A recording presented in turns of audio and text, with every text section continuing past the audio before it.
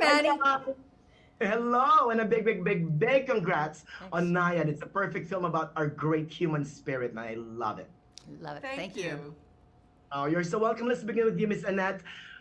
Our Diana Nyad. Give us the impetus of the film. I mean, how did it all come about, and what got you interested in playing the real life Diana Nyad?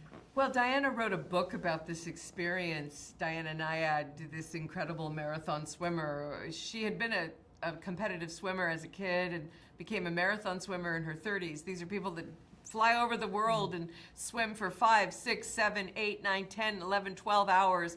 Beyond that, there's a smaller and smaller group. But Diana did that for years, really wanted to swim Cuba to Florida, and failed. So when she went into broadcasting and did all kinds of interesting things, traveling and working throughout her life, and at 60 decided she wanted to do the Cuba to Florida swim.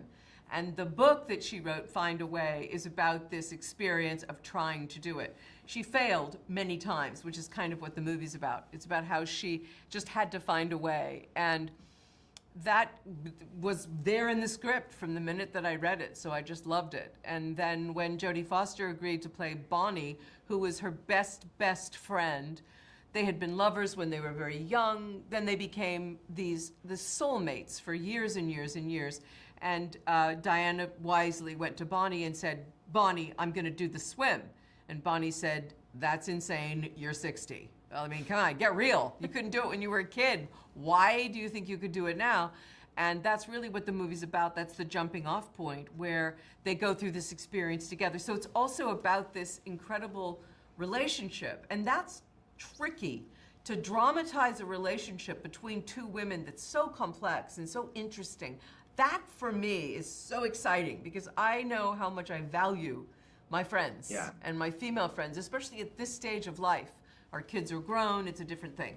So Jodie did agree to do it, and I'm so grateful. So it was really an incredible challenge, very difficult, but isn't that great? Like, who doesn't want a challenge? I do. I love a challenge because then I get to, be humiliated. No, I get to learn and grow and, challenge myself, and it was a lot of work, and I like to work hard. Oh, you never gave up, just like Diana Nyad. Right. Never give up. Find a way.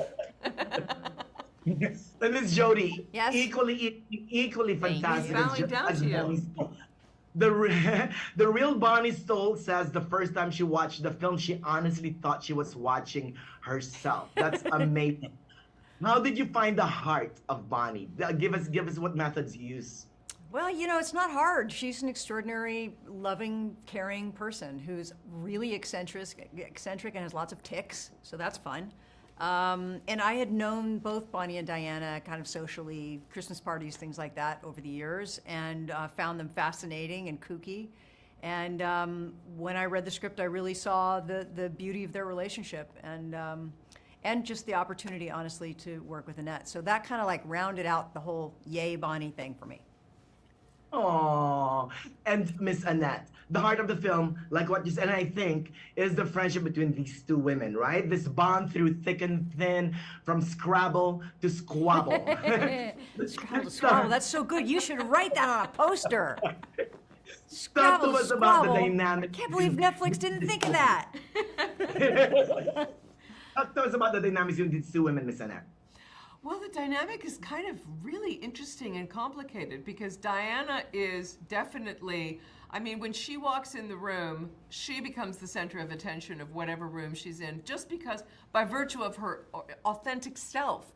She's just the most interesting person, and she's always curious about everybody else and talking and really sucking it all in. Life for her is such a banquet.